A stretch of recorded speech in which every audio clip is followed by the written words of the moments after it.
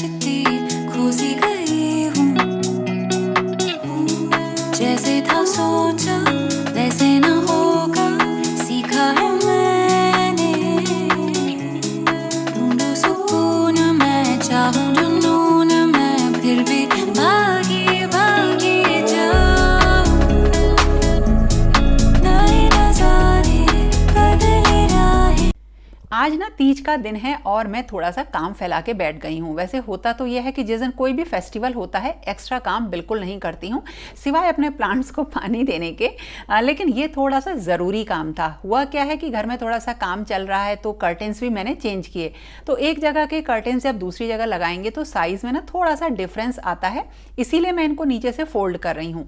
अब क्योंकि ये बहुत बढ़िया कर्टेंस हैं, अच्छे हैं और इनकी क्वालिटी भी बहुत अच्छी है, अमेज़ॉन से मैंने लिए थे, आप लोगों को बताया था। तो अब इन्हें अच्छी तरीके से फोल्ड करने के लिए ना बढ़िया तरह से इन्हें नीचे से मैंने पिनअप किया है, थोड़ी सी मार्किंग वगैरह करके नाप लिया है अच्छी तरीके से, ताकि कहीं कोई डिफरेंस ना आए और जो एक अच्छी चीज़ है उसे मैं अपने किसी भी जुगाड़ की वजह से ख़राब ना कर दूं। तो बस इसीलिए मैं इनको अब थोड़ा सा ना हाइट में छोटा कर रही हूँ। और हर बार देखो नए कर्टेंस तो मुझे नहीं लेने हैं और ये अच्छे भी निकले थे, तो इस तरह से मुझे ये हैंग इसलिए भी करने हैं कि उस जगह को थोड़ा मैं इस तरह से तो कर दूं कि वहाँ जैसे मुझे शाम को कोई काम मैं करूं, जैसे तीज है ना आज, तो थोड़ा सा अगर मैं वहाँ पे कुछ ठाकुर जी का कुछ सजाऊं तो वो अच्छी तरीके से हो जाए, वहाँ गंदा सा ना लगे। तो मैंने इन सबको फोल्ड कर लिया है, लेकिन हाँ काम मेरा इसलिए नहीं हो पाया, अब वो भी आगे बताऊंगी कि इनको हैंग करने के बाद भी मेरा काम कहाँ पे रुका। तो चलो वीडियो को स्टार्ट करते हैं। ढूंढूं सुकून मैं, चाहूं जुनून मैं, फिर भी भागी भागी जाऊं। नए नजारे बदली राहें। करी पत्ता तोड़ के लाई हूँ क्योंकि अब मुझे ना ब्रेकफास्ट बनाना है, तो उसके लिए मैं जो ये जवे होते हैं ना इनको यूज़ करूँगी। वैसे तो इनसे खीर बहुत बढ़िया बनती है, लेकिन एक ब्रेकफास्ट भी बहुत अच्छा बनता है। तो थोड़ा सा भूनने के बाद पानी में नमक डाल के इनको बॉयल कर लेंगे और उसके बाद ना थोड़ा सा हम ऑयल लेंगे, उसमें मूंगफली वगैरह भून लेंगे। अगर सब्जियां आप इसमें ऐड करना चाहें तो उनको भी थोड़ा सा गला लीजिए। बस उसके बाद करी पत्ते, राई और प्याज का अच्छा सा तड़का तैयार करेंगे, मसाले डालेंगे और इसी टाइम पे आपने जो सब्जियां वगैरह अगर आप डालना चाहते हैं तो उनको ऐड कर दीजिए, थोड़ा सा गला लीजिए। मैंने सिर्फ मूंगफली डाली है और ये उबले हुए और पानी निकाले हुए जवे डाल दिए हैं। बढ़िया इसका एक ब्रेकफास्ट बन जाता है, टेस्टी लगता है, थोड़ा सा चेंज भी हो जाता है। और आप ये जवे जो हैं जैसे आप आटे के भी बना सकते हैं, वैसे ये मैदे से बनते हैं।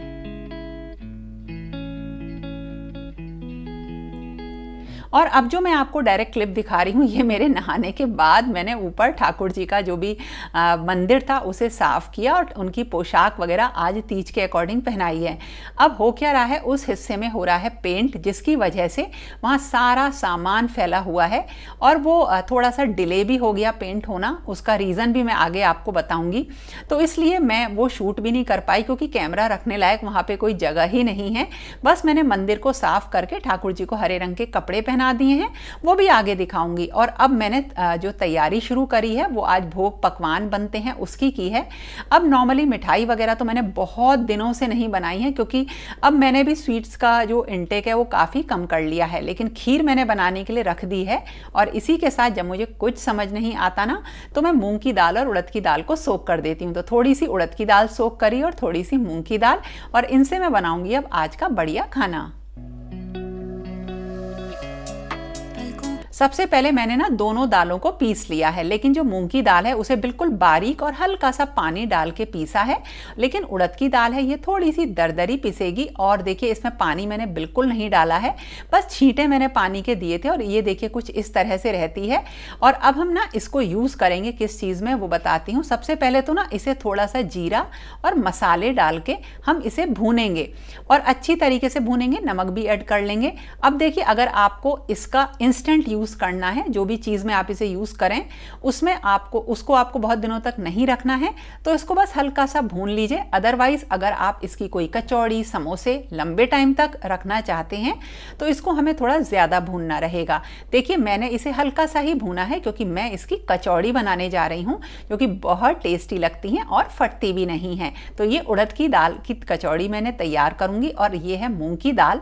इसको मैंने खूब बढ़िया तरीके से फेंट लिया है और इसे इतना फेंटना है कि इसका कलर भी वाइट हो जाए, यानी ये सफ़ेद हो जाए।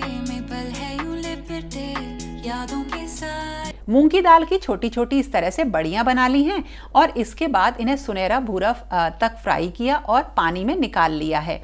इससे हम बहुत सारी चीज़ बना लेते हैं। तो मैं तो इसे रायते के लिए तैयार कर रही हूँ। इनसे रायता बनाऊंगी जो कि बिल्कुल दही बड़े जैसा लगता है, खाने में अच्छा लगता है।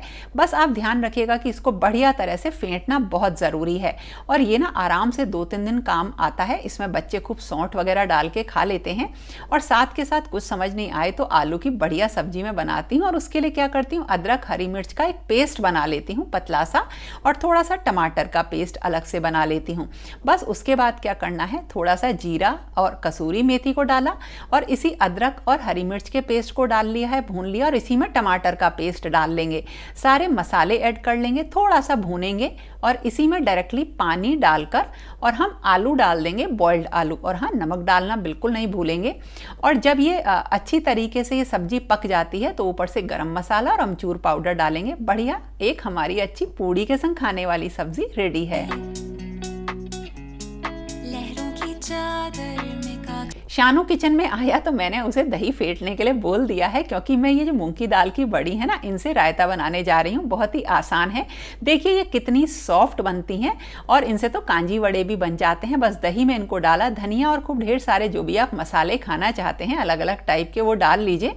पुदीने का जो पत्ते होते हैं उसका पाउडर डालिए और टेस्ट आएगा। और इसी तरीके से ना आप मखाने का रायता भी बना सकते हैं। तो बस उसमें भी कुछ नहीं करना, मखाने को भून लीजिए और बिल्कुल जैसे ये अच्छी तरीके से भुन जाए ना, बस इसमें भी हम दही डाल देंगे, मसाले डाल देंगे और मखाने का रायता रेडी हो जाएगा। और मखानों को तो आप एयर फ्रायर में भी अच्छी तरीके से भून सकते हैं, बढ़िया हो जाते हैं। ये ना मैं बहुत बनाती हूँ, लास्ट तीज पे मैंने इसी को बनाया था। तो 2-3 तरीके के रायते अगर आपको आते हैं ना बनाने तो खाने में थोड़ा सा अलग सा टेस्ट आ जाता है, एक वैरायटी आ जाती है। पाइनएप्पल का रायता भी मैंने आपको बताया था ना, वो भी खाने में बहुत अच्छा लगता है। की कश्ती खोजी गई हूँ, जैसे था सोचा।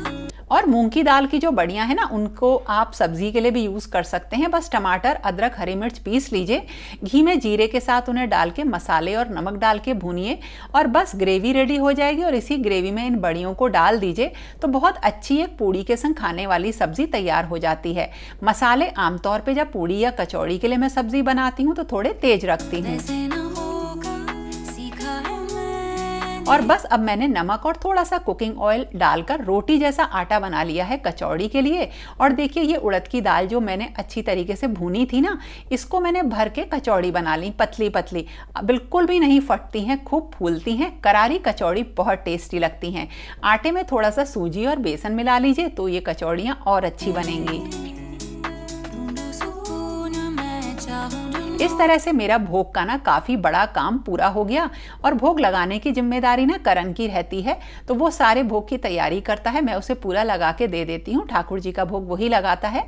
और भोग के लिए जो तुलसी दल हमें चाहिए उसके लिए मैंने ऊपर छत पे तुलसी जी लगा रखी हैं 3-4 बड़े गमलों में, तो उनका यूज़ होता रहता है। मैं फिर भी भागी भागी जा। और ये देखिए ये चल रहा है पेंट का काम। तो ये इतना फैला हुआ है कि इस रूम का सारा सामान बाहर मंदिर के पास रखा हुआ है और वहाँ पे भी पेंट का काम चल रहा है। तो दोनों जगह बहुत काम फैला हुआ है। तो घर में जो अलग अलग छोटे छोटे हिस्से हैं ना, वहाँ थोड़ा थोड़ा सा काम मैं करा रही हूँ, जिसकी वजह से काम बहुत फैल गया है। जाने अनजाने हवाएं कहाँ पुकारे।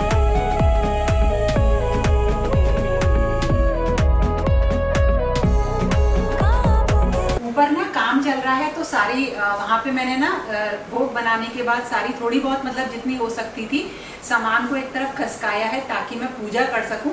वैसे तो ठाकुर जी के वस्त्र वगैरह मैंने मॉर्निंग में ही चेंज कर दिए थे और अब मैंने थोड़ी सी ऐसे ही साड़ी पहन ली, क्योंकि देखो तीज पे मेहंदी तो इस बार मैंने लगवाई नहीं है, लेकिन तैयार होकर थोड़ी सी पूजा मुझे अभी करनी है, वो मैं करूँगी। शाम का टाइम है मतलब इस टाइम पे, तो बस जा रही हूँ पूजा करने। और हुआ क्या, जो इतना सारा काम फैला हुआ है ना, मतलब पेंट भी हो रहा है, पीवीसी भी लग रही है, और जो पेंट हो रहा है ना उसमें थोड़ी सी गड़बड़ी हो गई, मतलब गड़बड़ी हो अभी मतलब आपको मैं दिखा दूंगी, जिस वजह से काम एक दिन और आगे बढ़ गया। नहीं तो जैसे मैंने प्लानिंग करी थी उसके हिसाब से तो आज तीज वाले दिन सारा काम हो जाना चाहिए था। एक्चुअली हो भी गया था। जो वॉल है ना उस पर थोड़े से जैसे कुछ निशान वगैरह होते हैं तो पुट्टी वगैरह करनी पड़ती है, वो प्रॉपरली नहीं हो पाई, जिसकी वजह से जो पेंट है वो अच्छी तरीके से नहीं हुआ। तो अभी सारा सामान वहाँ पे फैला हुआ है, तो बस उसी को ही थोड़ी बहुत मैंने बस एक तरफ खिसकाया। अभी उसमें एक बार और अभी पेंट होगा, मतलब अभी वहाँ का काम पूरा नहीं हुआ है। बस पेंट करा के मैं काम रोक दूंगी, क्योंकि उसके बाद जो और फेस्टिवल्स आ रहे हैं उसके ऊपर भी ध्यान देना है। तो जब काम चलता रहता है ना, तब हम अपने फेस्टिवल्स पे बहुत ज़्यादा फोकस नहीं कर पाते हैं, वो बस एक फॉर्मेलिटी सी रह जाती है। तो इसीलिए मैंने बस उसको करवाने के बाद मैं काम को रोकूंगी थोड़ा सा। बस जो बहुत इंपॉर्टेंट काम है वही मैं करवाऊंगी, बाकी सब जन्माष्टमी के बाद ही होगा। तो बस देखो ऐसे ही तैयार हो गई, एक पुरानी साड़ी निकाल ली है और बहुत हैवी है, देखो कितने पसीने आ रहे हैं। इसी को पहन के अब मैं पूजा करूँगी और जा रही हूँ ऊपर। थोड़ी बहुत जो मतलब पूजा का मतलब दीपक वगैरह जलाना, ठाकुर जी को झूले में झुलाना वगैरह है वही करूँगी। झूले को मैंने बिल्कुल नहीं सजाया है, ऐसे ही बिठाऊंगी ठाकुर जी को और बस जा रही हूँ ऊपर।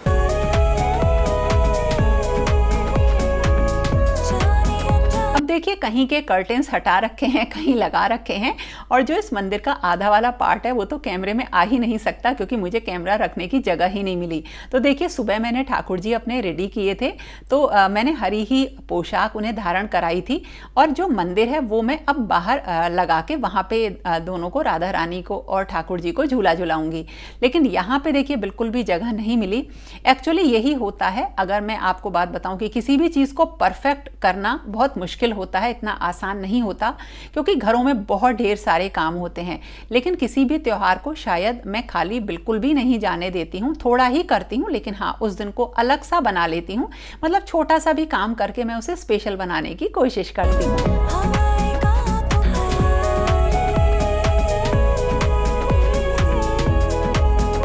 अब पूजा पाठ करने के बाद जो किचन का काम था उसे मुझे समेटना था।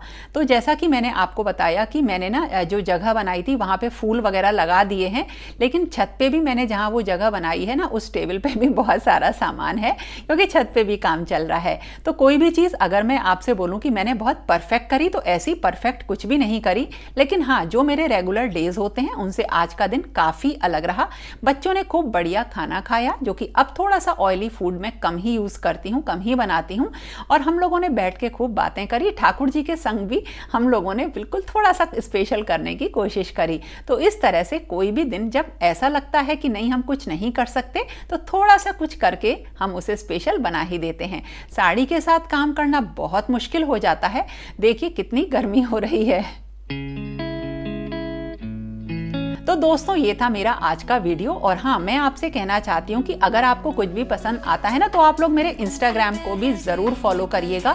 सेम नाम से है catch life with Bhumi M. वहाँ पे भी जाके अगर आप मुझे फॉलो करोगे तो मुझे मोटिवेशन और ज़्यादा मिलेगा।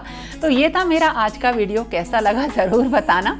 पसंद आए तो लाइक कमेंट शेयर करना बिल्कुल मत भूलना। तो फिर मिलेंगे एक नए और इंटरेस्टिंग वीडियो के साथ। तब तक के लिए okay friends, thank you and bye bye.